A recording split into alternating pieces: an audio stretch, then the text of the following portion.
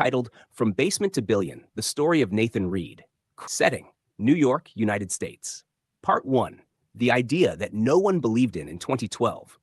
Nathan Reed was 27 years old, unemployed, and living in his parents' basement in Queens, New York. With over $50,000 in student loan debt and a recent rejection from Columbia University's MBA program, Nathan was losing faith in the American dream. But while he lacked money or a job, he had an unusual obsession: sneakers. Not just collecting them, but understanding the psychology behind them. Why would someone camp outside overnight for a pair of Jordans? Why were Yeezys fetching $2,000 on resale? One night, an idea sparked in his mind. Open quote, "What if there were a platform where sneaker lovers could buy, sell, and authenticate their shoes, like a stock market for sneakers?" Close quote. When he told his friends, they laughed. eBay already exists, they said. But Nathan wasn't talking about reselling used shoes. He was envisioning a marketplace powered by data, trust, and identity. Part 2. Hustle without capital. Nathan had no money, no co-founder, no investors. He took up night shifts at a 24/7 deli and saved every dollar. During the day, he devoured YouTube tutorials on coding, product design, and authentication methods. After 6 months of sleepless hustle, he launched a bare-bones app called SoleTrust. It was buggy, slow, and clunky, but it worked. Nathan personally verified every pair of sneakers using guides from Reddit, UV light tests, stitching comparisons, and smell checks. He met buyers in person, often driving hours across boroughs. Every deal built trust, one pair at a time. Part 3. The First Breakthrough. Everything changed when a mid-level sneaker YouTuber reviewed SoleTrust. Open quote, "It's janky, but this could change the game." Close quote. Within 24 hours, the app got over 2,000 downloads. And then came chaos. Server crashes, delayed shipments, counterfeit shoes, customer complaints.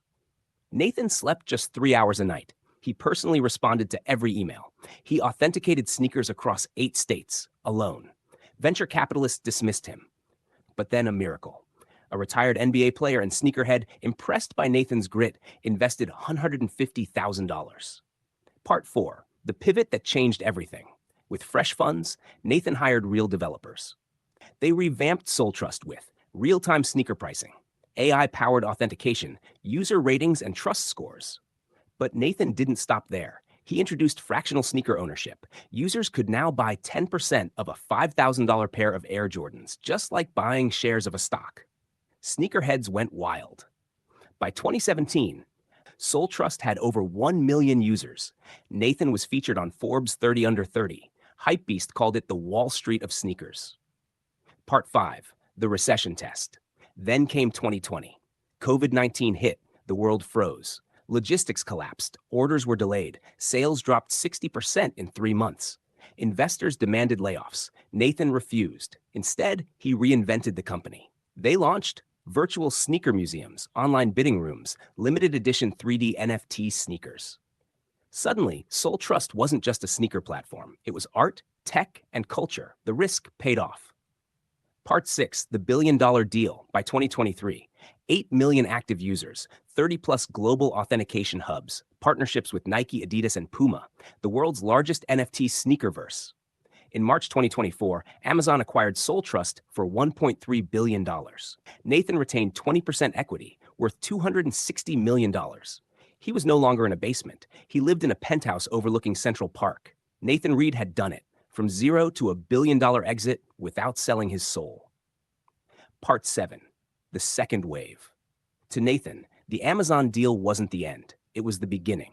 Armed with capital and a global platform, he scaled SoleTrust fast. But with corporate success came friction. Amazon's execs wanted faster authentication using only AI. Nathan pushed back. Open quote, "Sneakerheads don't just buy shoes, they buy trust." Close quote. So they met halfway. AI for general releases, human-backed authentication for high-value pairs. The hybrid model cut delivery times by 40%. Customer satisfaction soared. Nathan had learned how to scale without compromising authenticity. Part 8. The Battle for Culture. As SoleTrust gained cultural traction, it attracted rivals. In 2025, Laced Up, a glitzy competitor from LA, emerged. Backed by VCs and promoted by a celebrity rapper, it exploded among Gen Z users. Their motto? Open quote, "Get it now or regret it." Close quote. They were flashy, viral, loud. Instead of fighting with ads, Nathan fought with culture. He launched ST Labs, a creator space for young designers and artists. Here, they could prototype designs, launch capsule drops, and gain mentorship. It wasn't just about shoes anymore. It was about identity and creativity. By the end of 2025, SoleTrust had reclaimed its cultural throne. Part 9, the risk that nearly killed it. In December 2025, Nathan made his boldest move yet. He announced Soleverse, a sneaker metaverse, a 3D world where users could trade, display, and flex digital kicks across Roblox, Fortnite, and virtual galleries. But the beta failed. It was glitchy, mocked, and called, open quote, Zuckerberg sneakers, close quote. Amazon was furious. Fix it, or we shut it down. Nathan didn't sleep. He flew to Tokyo, met with 3D experts, rebuilt the entire experience. By October 2026, Soleverse 2.0 launched. This time, seamless metaverse integration, AR try-ons, AI-powered co-design tools. Revenue, $220 million in 6 months. Nathan had resurrected the vision.